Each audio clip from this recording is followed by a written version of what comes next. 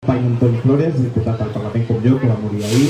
Ell era regidor a Tremp, era responsable d'Esquerra al Pallars Jussà i un gran company. De fet, el que més oblidaré d'ell és el seu somriure a socarró cada cop que ens escoltava parlar és que parlem de més, pensant, sempre em quedava mirant què pensaria l'Antoni, per què li feien tanta gràcia i per què ell era tan prudent i segurament haguessin hagut d'aprendre d'ell. El trobem molt a faltar des de la família Esquerra Republicana i també des del Parlament de Cardó. Avui parlem d'habitatge i m'agrada parlar d'habitatge precisament amb 3 persones de Barcelona, a més aquí, que han liderat els temes d'habitatge durant uns temps tant a l'àmbit de l'Ajuntament de Barcelona com l'Eva Baró, a l'àmbit del Congreso com la Pilar o jo mateix durant un temps al Parlament. I és un tema que a mi m'agrada veure les coses més en perspectiva, perquè a curt termini sempre hem de posar molts pedaços a un problema construït des de fa temps. Bàsicament, el gran problema que hi ha hagut d'habitatge és que hem de destinar durant més de 20 anys les polítiques on no toquen, que és a l'adquisició de l'habitatge de compra-venda, tant amb les reduccions que es feien amb les quotes viviendes, les declaracions de la compra de primer habitatge, com a les cooperatives d'habitatge com pot ser Viena o com pot ser a Euskadi. És la creació d'un parc públic d'habitatge que sigui de lloguer i que sempre estigui en mans del sector públic. Amb això pots compensar el sector privat, pots oferir un lloguer no només a les persones més necessitades, sinó a d'altres, i això fa que el preu del lloguer, també el privat, baixi. Llavors, què ha fet Esquerra? Doncs sempre Colau es posa les culpes dient que és dels altres, però no hem d'oblidar que part del problema neix també del seu espai polític, que Iniciativa va estar amb l'Ajuntament Socialista fent aquesta adquisició d'habitatge a través de cedir sòl públic a cooperatives. A més, van fer una bona llei el 2008 d'habitatge, que està molt bé, però no van crear un fons de la Generalitat per poder adquirir aquest parc públic. Van deixar totes les coses en mans dels ajuntaments, els ajuntaments van continuar fent aquest parc públic d'habitatge a través de la cooperativa d'habitatge. Per tant, què passa? Esquerra Republicana condiciona els pressupostos del 2015 i no sé si us recordeu que el govern de la Generalitat, llavors era només monocolor de Convergència i Unió, es volia vendre tot el parc públic que hi havia, que era un parc molt petit, uns 11.000 habitatges. Llavors, Esquerra Republicana va evitar que es vengués tot aquest parc públic i a partir de llavors ha anat condicionant pressupostos, o ha estat ja directament el govern, o ara porta la titularitat del departament que porta les polítiques d'habitatge i el que ha anat és fent créixer aquest parc públic d'habitatge. I això és molt bé, però hem passat de 11.000 a gairebé 30.000. I això és un gran què, perquè sense aquest parc públic d'habitatge no podem oferir solucions ni a les persones de les meses d'emergència ni començar a competir al mercat privat. Això és lent, però s'ha d'estar fent. Altra qüestió. Aquí s'han fet polítiques a Catalunya, lleis que van molt més enllà de les polítiques que mai s'han fet a l'Estat. Per molt que la Pilar ja ens ho explicarà, s'ha trencat les banyes perquè surt una llei de vivienda una mica més acurada. Però aquí hem fet una regulació de preus de lloguer que es va molt més enllà de la que fa ara actualment la llei de vivienda, que l'ha tombat l'Estat. També hem fet una llei per evitar els desnonaments que tot i que encara no està tombada pel Tribunal Constitucional, els jutges no l'apliquen perquè prefereixen aplicar la legislació espanyola. I això és un problema. I una cosa, jo estic amb Esquerra Republicana perquè soc independentista i crec que aquí hi ha una majoria social que aposta per un altre model d'habitatge i de política social que no l'Estat.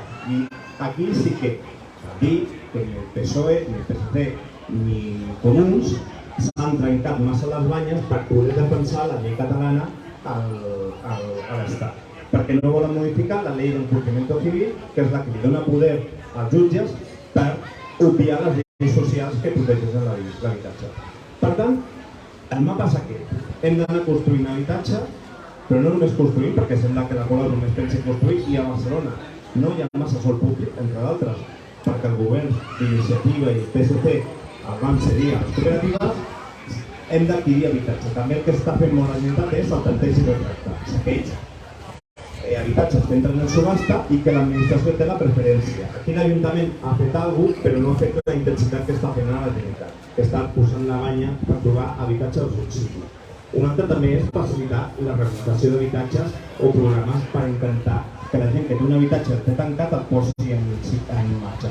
En aquest sentit, per primer cop, la Generalitat fa una cosa que l'Ajuntament no s'ha atrevit a fer, que és expropiar a propietaris, grans tenidors que tenen habitatge tancat, després de fer tot un procediment. Això és lent, és car, però s'ha de fer també, perquè li fot una mica la por al gran tenidor. Per últim, hi ha una cosa que ara està fent la Generalitat, que és ajudar els ajuntaments a que facin habitatge nou.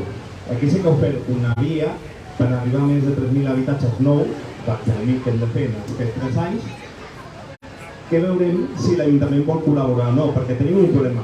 Jo no critico massa les polítiques de la Colau perquè fa a vegades el que pot, però no sap col·laborar i només vol fer coses que pugui posar la medalla. És a dir, no vol posar-se la medalla, no vol col·laborar amb la Generalitat per dir que la Generalitat no fa res, com altres ajuntaments governats per l'esquerra o per altres colors sí que ho fan i col·laboren amb la Generalitat i fan una política d'habitatge molt més intensa, i en canvi no s'atreveix a criticar aquells que, perquè són ells mateixos que estan governant a l'Estat, que no fan prou. O sigui, qui té el múscul econòmic per votar a les administracions per poder fer habitatges realment a l'Estat, perquè aquí tenim un ofec econòmic. Tot i així tenim la responsabilitat de fer-ho i ho estem fent. Però hi ha qui té un múscul per fotre, per exemple, 10.000 milions d'euros de cop en polítiques d'habitatge a tot l'estat, l'estat espanyol no poden fer ni l'Ajuntament ni les comunitats autònomes. Per tant, la Colau s'estalvia no fer aquesta queixa, perquè no vol parar el pacte que ja vol fer és amb el Cordó. No vol anar en contra del Pedro Sánchez, no vol criticar-lo. I aquí és un problema, que tenim un govern municipal que no col·labora amb la Generalitat i no vol fer enfadar l'Estat. L'Estat que no posa gaire un duro en polítiques d'habitatge i amb la Generalitat que sí que està posant diners i està posant esforços i amb la que no vol col·laborar. I aquest és el problema. Per tant, crec que un canvi de color en l'Ajuntament a les polítiques d'habitatge donaria les dinàmiques que s'estan donant en altres ciutats, que és una col·laboració més intensa amb la Generalitat per poder tirar endavant les polítiques d'habitatge que puguin anar una mica més enllà. Tot i així, us dic, les polítiques d'habitatge són lentes, perquè crear aquest parc públic d'habitatge és car, costa temps i hem d'estar-hi. També un altre punt, la Sareb. I crec que d'aquí els 3 parlarem de la Sareb.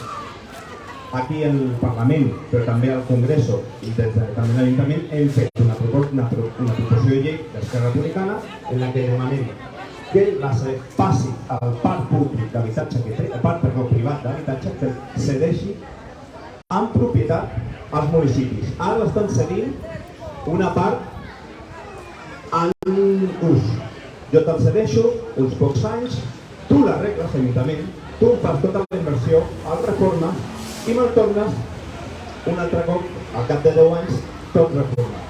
I aquesta sessió, en el fons, és un altre cop que estem pagant, un altre cop els habitatges perquè torni un altre cop a la Sareb i els especuladors. Per tant, la nostra proposta és que sigui la Sareb que cedeixi ja no d'ús, sinó propietat dels ajuntaments perquè aquests engruixin aquesta part de públic d'habitatge que s'ha d'anar no als 30 i pico mil que tenim ara, sinó a més de 100.000 o fins i tot 200.000 com diuen els experts. Per tant, aquí sí que estem fent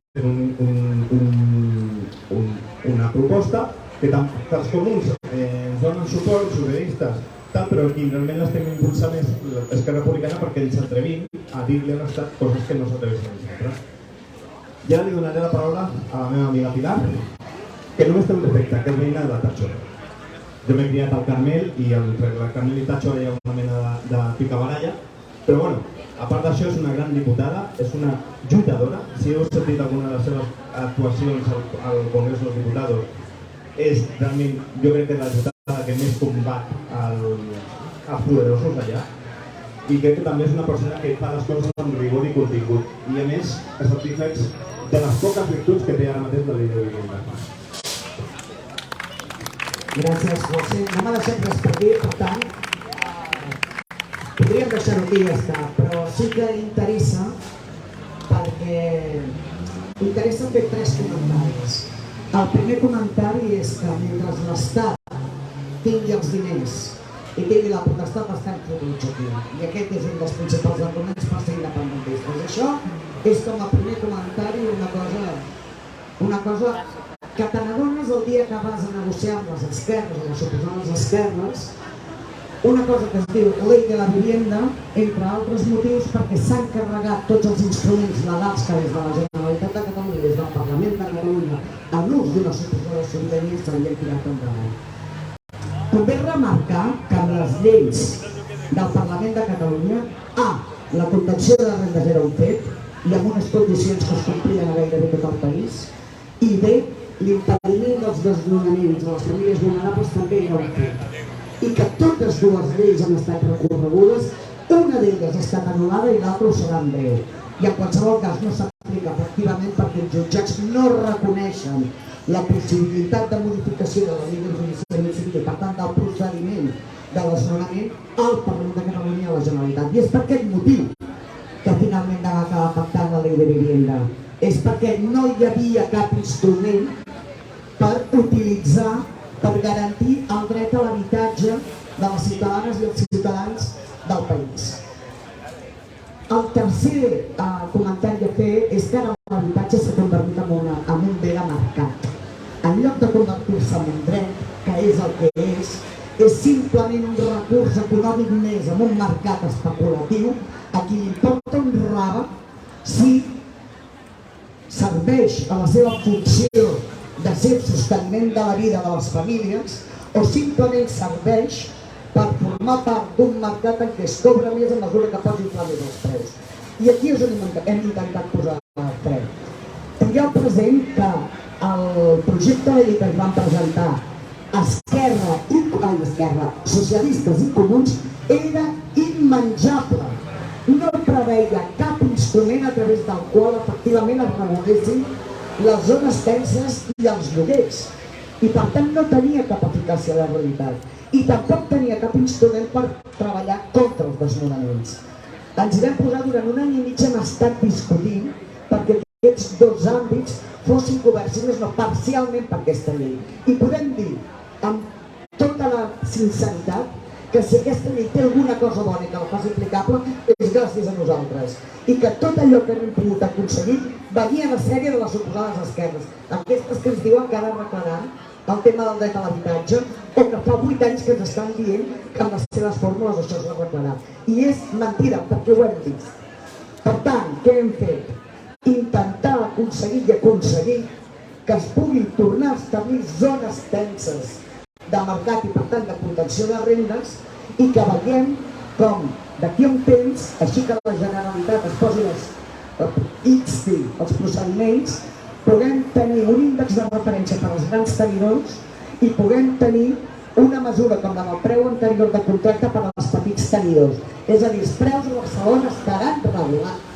I l'única manera que ens pot passar que no estiguin és que guanyin les dretes, cas en el qual efectivament no ho estaran, perquè aquest és el seu ADN. El seu ADN té a veure amb el lucre i té a veure amb la riquesa, no té a veure amb les necessitats dels veïns i les veïnes, no té a veure amb les necessitats de la vida, de fer una vida que sigui digna i que sigui vivible, efectivament. Per tant, el que us estem donant són fets, no només paraules, sinó són transformació de la realitat. Sense nosaltres no hi hauria hagut una llei que es pugui aplicar. Sense nosaltres ni tan sols hi hauria hagut una llei. Què més us volia dir? Doncs entre moltes altres coses que necessitem l'oportunitat de poder influir en aquesta ciutat de veritat. Ara fa 4 anys, una suposada les esquerres, d'una manera absolutament legal però il·legítima, ens van arrebatar, malgrat haver guanyat en aquesta ciutat, l'oportunitat de transformar-la. Ara necessitem que això sigui factible. Per tant, no només us expliquem què estem fent amb l'habitatge, sinó que us demanem el vot, perquè podrem fer molt més si tenim la legitimitat de conduir aquesta ciutat. Perquè ens cal, perquè la senyora Colau, perquè el senyor Collboni, perquè són subsidiaris d'uns projectes que tenen seu a Madrid. I la nostra única capital, en canvi, és Barcelona. Perquè la clau mental en què entenem el país i en què entenem els drets de la gent que conforma aquest país és diferent. És un altre, està molt més escurat a l'esquerra. Per tant, ja deixo de donar-vos la llauna. Suposo que els d'allà deuen estar escoltant més o menys el que diem. Si molestem gaire ens ho digueu i baixem el micro. I us passo la paraula a una de les persones que esperem que pugui fer aquesta transformació. A l'equip de l'Ernest Maragall, que és la regidora Eva Baró, que durant aquests 4 anys ha estat també partint la cara pel tema de l'habitatge i que durant aquests 4 anys ha estat fent una feina de coneixement intens de la ciutat. No us parlo de la Sareb, perquè el de la Sareb és tan desitjat de guàrdia que si tenen algun tipus de vergonya, ara mateix Economia, el Ministeri d'Economia, que li ha donat la gestió a Blackstone efectivament, però és que el PSOE no la vol deixar, no és només denunciar. Se'ls va demanar per activa i per passiva que els fons de la Sareb entressin dintre la llei de vivienda i ens van dir que això era impossible. I vam estar-ho batallant fins a l'últim moment, però efectivament hi ha una part de l'esquerra espanyol que bàsicament està per fer negoci i efectivament té aliances financeres amb els grans tenidors. Però els hem comprat i ens n'hem sortit. I això transmetre-nos, que quan hi som els que paguem i canviem les coses. Era com teu.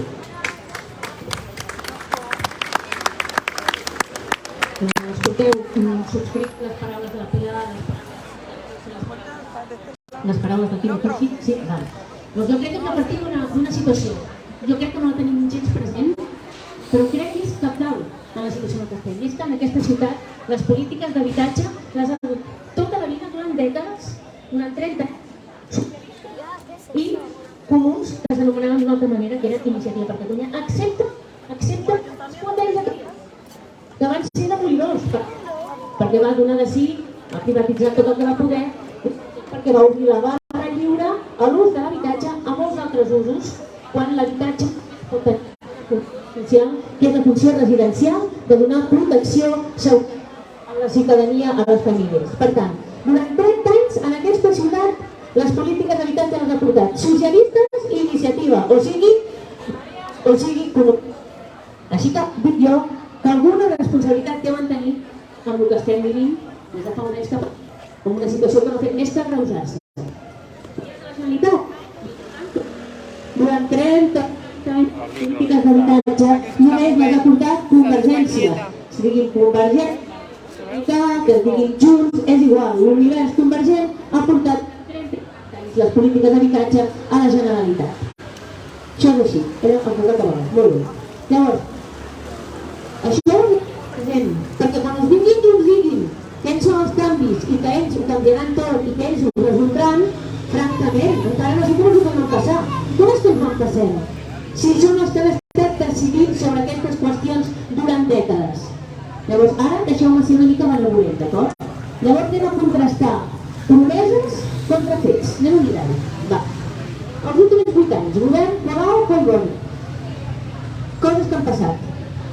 1.448 8.000 habitatges que van prometre. A anys del que la ciutat necessita, a anys del que van prometre, a anys del que s'han fet en molts altres mandats. Això és una mica...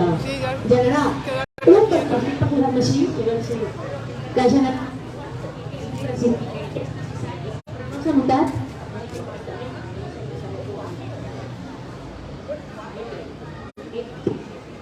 No, sí. Ja apunto cap allà. Molt bé, ja no em mouré. 1.442 habitatges de els 8.000 que es van prometre que s'acabaria amb els desnonaments. Els companys han explicat bastament per què no s'han acabat amb els desnonaments i quin és el mecanisme, quina és l'eina que sí que permetria fer-ho. De fet, van arribar a erradicar, acabar amb els desnonaments, perquè es vaig comptar un per un fins a 35 inputs mediàtics explicant que farien aquests allotjaments. És a dir, que s'esforcen moltíssim més en explicar com atendran les persones, les famílies, els joves que es queden sense habitatge, que realment a impulsar aquelles solucions estructurals que poden donar una resposta provisional i digna a la situació de pèrdua d'habitatge. També podem parlar dels usos dels habitatges, de com s'ha reduït l'oferta d'habitatge en aquesta ciutat, perquè ells diuen que n'han fet molts, n'han fet els que n'han fet, però s'ha perdut habitatge que no s'utilitza com a habitatge. Hi ha habitatges que tenen usos turístics i semblava que estava controlat i congelat, però ara tindrem un nou allau de llicències d'habitatges que seran utilitzats per usos turístics. En tenim a l'Eixample, en tenim a Ciutat Vella,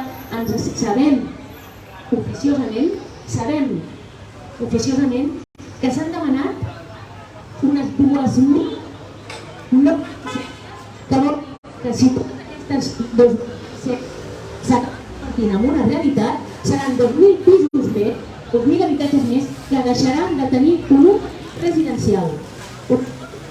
9.000. Doncs imagineu-vos quin percentatge d'increment és això. També tenim habitatges que fa dècades que no són habitatges. Són de tot menys habitatge. Són una notaria, són un bufet d'advocats, són un dentista, són un consultori mèdic, són moltes coses. I nosaltres, per exemple, estem demanant bastament que tots els habitatges que són habitatges, és a dir, els que han de tenir una funció social perquè són habitatges, doncs no poden tenir altres usos. I totes aquelles persones, tots aquells negocis que fan activitat econòmica en l'interior d'un habitatge, si us plau, que baixin els locals comercials, que n'hi ha molts, que els preus són més baixos, que n'hi ha molts que estan buits, que ajudarien a dinamitzar barris, carrers, zones problemàtiques. I seria una forma d'alliberar habitatges que no tenen el que haurien de tenir, que és la funció social de l'habitatge. Però és que hi ha habitatges que tampoc no serveixen d'habitatge principal, perquè com que Barcelona és una ciutat de moda, i com que a Barcelona tothom vol viure, els que venen d'aquí, els que venen d'allà, els que venen d'arreu del món, amb un poder adquisitiu molt més alt, ens trobem que hi ha molts habitatges que es converteixen en habitatges d'alto standing i segones residències per americans, per alemans, per russos, per 1.000 persones d'arreu. Per tant, s'està reduint l'oferta d'habitatge de lloguer en aquesta ciutat i no s'està compensant amb un creixement d'oferta o bé per la construcció o bé per l'adquisició. Estem perdent habitatge i això vol dir que els preus és un factor més que tensiona els preus a l'alça. Per tant, moltes promeses incompletes d'una realitat, i és que l'accés a l'habitatge a la ciutat de Barcelona ara està objectivament pitjor que fa 8 anys. I aquestes són les promeses que ens van fer fa 8 anys, fa 4 anys, que no s'han resolt, han empitjorat, perquè la situació no és fàcil i ells hi posen molta bona voluntat. Però en política no n'hi ha prou amb bona voluntat.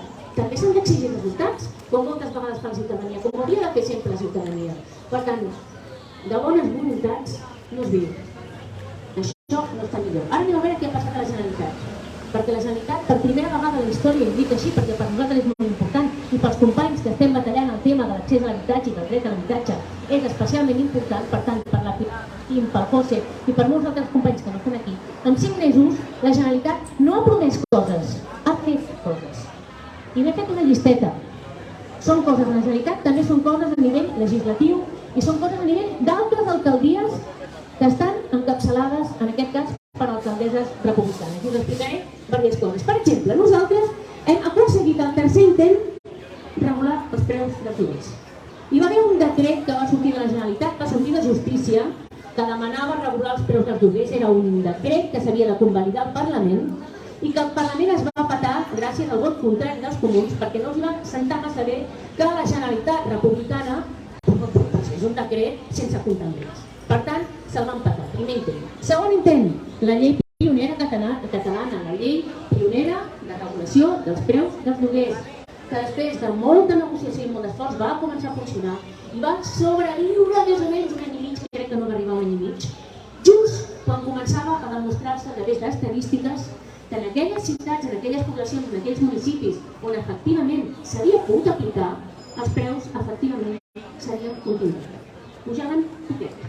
I que en aquelles poblacions, en aquells municipis on no s'havia aplicat perquè el consistori no ho havia considerat adient pel que fos, els preus seguien desbocats. Doncs just quan teníem aquesta informació i just quan podíem acreditar que la llei funcionava i que era important extendre-la a tot el país, el gobierno autoanomenat más progresista de la història, ni més ni menys que encapçalar la coalició de socialistes i Unidas Podemos, la van enviar al Tribunal Constitucional.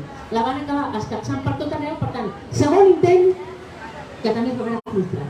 Però, escolteu, els republicans i les republicanes són tossuts com a mules amb les coses que ens importen.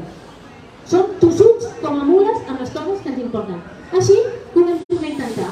I molt particularment la Pilar Vallugera al Congreso ho va tornar a intentar. I el que vam veure la possibilitat de condicionar juntament amb Bildu la llei de la vivienda i desencallar-la, una de les primeres exigències que van fotre al damunt de la taula va ser precisament posar un topall a l'increment del preu de l'habitatge. I això ja està sortim del fons i això de manera imminent es podrà aplicar per tercera vegada, tercer intent que Esquerra Republicana intenta condicionar i posar un topall al preu de l'habitatge. Què és una solució això en l'accés a l'habitatge?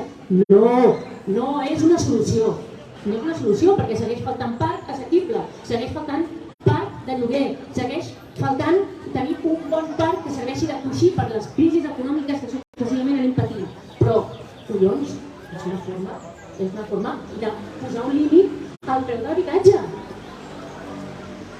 A part d'altres beneficis, d'altres virtuts que amb molt d'esforç hem aconseguit. Per tant, una cosa que sí que podem dir és que hem contribuït enormement, malgrat tots els malgrats, malgrat els socialistes i malgrat Unides Podemos, l'univers comú, que ja ens ho sabem per moltes qüestions, hem aconseguit que es topin els preus de l'habitatge. I aquesta és només una de les coses, però tinc més coses que nosaltres no prometem, expliquem a tot el passat quan ja ho hem aconseguit. Segona cosa, la llei Stop Desnonaments. No em volia equivocar, crec que és la 1/2022, que és aquella que, entre altres coses, condiciona l'exigència, exigeix als grans tenidors que abans d'interposar una causa judicial per fer fora algú de casa seva, que li ofereixi un lloguer social.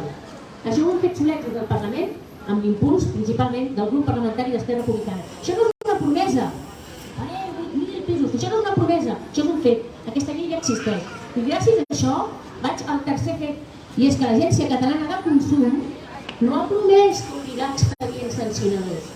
Ja té 91 sancions interposades als grans tenidors i té centenars d'expedients que estan sota estudi precisament per incompliment d'aquesta llei. Per tant, nosaltres no parlem de promeses, nosaltres expliquem fets. I és molt important que això se sàpiga. Més coses. Un moment, deixa'm acabar i estic parlant, sisplau. Més coses. Expropiació de pisos buits a grans tenidors. Això tampoc és una promesa, això ja és un fet. Vaig tenir la sort de poder parlar amb la responsable de l'Incasòl fa un parell de 3 dies a la Barceloneta amb un acte i em deien que estaven molt contents perquè ja estava tot preparat i a punt de sortir del forn. Per tant, no és una promesa que ens posarem a expropiar pisos. No. Expropiem pisos buits de grans tenidors. I no els l'expropiem provisionalment, no expropiem l'ús. Expropiem la propietat, expropiem la titularitat i passarà a ser de l'administració de la Generalitat. Per tant, no és una promesa, és un altre fet. Més coses. Abans us deia que l'oferta d'habitatge, de lloguer, s'estava restringint, s'estava fent petitona, oi que sí? S'està fent petitona, entre altres coses, perquè Barcelona no ha fet una cosa que sí que han fet altres ajuntaments. Barcelona no ha fet una ordenança que reguli l'ús dels habitatges turístics i que, per tant, estableixi requisits exigents. I que, per tant, gràcies a aquests requisits exigents, es puguin extingir llicències. I com que no ho ha fet, totes les llicències que van entrar gràcies al senyor Trias, barra lliure, tothom que vulgui que agafi una llicència de l'habitatge d'ús turístic, doncs no es poden fer enrere. No es poden fer enrere. I hi ha alguns de l'Ajuntament, el govern municipal, que diuen no, és que això no es pot fer. No, és que això és una responsabilitat de la Generalitat o del Parlament o de qualsevol, perquè sempre han estat uns nivells arquitectònics diferents. Però no és cert, perquè l'article 50 bis de la llei de turisme diu que això és una potestat dels municipis. I tant és així que Sitges, que és un municipi turístic, que Montgat, que Lloret, tenen ordenances que regulen els usos turístics dels habitatges. I si ho fan amb una mica de picardia, poden aconseguir que es vagin extingint llicències d'habitatges que estan en ús que no és el que haurien de tenir. Per tant, això tampoc no són promeses. Això són fets, alcaldesses republicanes, perquè són dones, diria, almenys dos, l'Aurora Carbonell des de Sitges. I, com es diu, la Rosa, no me'n recordo, de Montgat, perdoneu, i és companya de... Correcte, i la Rosa Fontaner des de Montgat han regulat els productes turístics i per tant han aconseguit posar un filtre a partir del qual hi ha moltes llicències que van traient. Per tant, són habitatges que es recuperen, o com a mínim poden recuperar-nos habitacional de les vivendes. Hi hauria moltes coses, llavors jo us faig una reflexió. Si en 8 anys, per això ara veurem, perquè podríem parlar dels últims 30, però bueno, parlarem dels últims 8 anys. Si en 8 anys no han passat totes les coses que s'han promès, que ha promès el govern Colau i el govern Collboni, i en 6 mesos al capdavant, per primera vegada a la història que Esquerra porta la Conselleria de Territori, per tant, les competències d'habitatge. Si en 6 mesos hem aconseguit fer tot això, ara imagineu-vos si les dues administracions poguessin col·laborar, en lloc d'estar competint com fan ara, en lloc d'haver-se d'estar defensant de totes les acusacions, de totes les centrifugacions i de totes aquesta funció que té el govern de Barcelona de treure's de sobre les responsabilitats. Doncs no, nosaltres les volem totes les responsabilitats, més que tinguéssim, les que tinguéssim d'un estat, però mira, no pot ser. Així que imagineu-vos què passaria si la Generalitat pogués seguir fent la bona feina que està fent en matèria d'habitatge i poguessin generar sinergies i complicitat i treball en la feina que estan fent ells, nosaltres des de l'Ajuntament de Barcelona. Escolteu, socialistes i comuns, o socialistes d'iniciativa, digueu com vulgueu, han estat els socis eterns.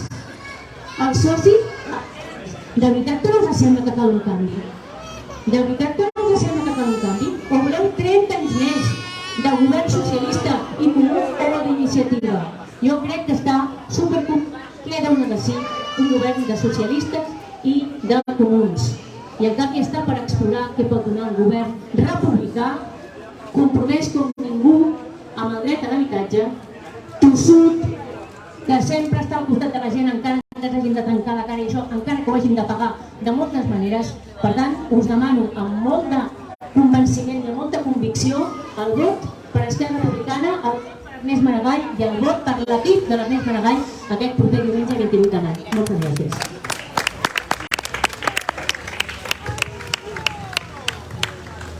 Gràcies, Eva. Bé, gràcies a tots tres.